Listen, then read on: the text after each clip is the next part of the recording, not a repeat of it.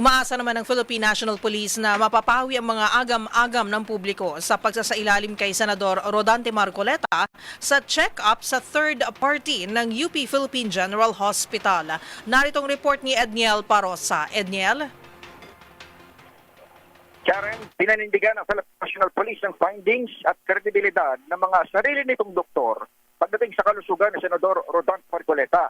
Ito'y kahit na pinag-utos ng Sandigan Bayan ang pagpapasuri ng mambabatas sa third party ng Philippine General Hospital.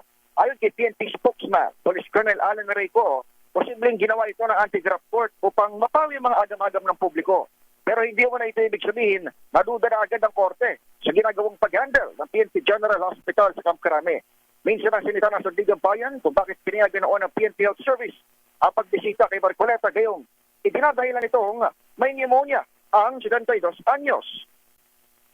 Ang alam po natin ay ito po'y nanggaling diba natin na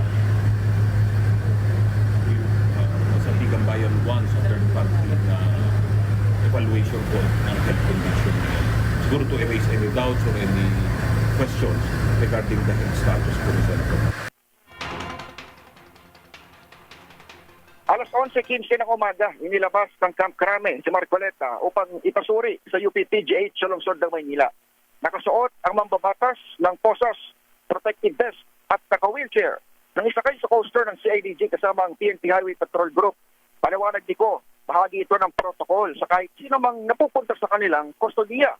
Utos sa Sandigan Bayan, UP-PGH Director Dr. Gap Legaspi, personal na isubiti sa kanilang bagong medical findings kay Senador Marcoleta alas 8:30 ng umaga bukas. Kahapon, binanggit ni Police Lieutenant Colonel Belani Bayani, Internal Medicine Chief sa PNP General Hospital, na clinically stable, fit to travel at controlled na ang pressure ni Marcoleta. Pero may antibiotics pa umano ito hanggang bukas, July 15. Para sa NBC TV Network News, ako si Edniel Parrosa ng DZRH. Una sa Pilipinas, una sa Pilipino. Maraming salamat, Edniel Parosa.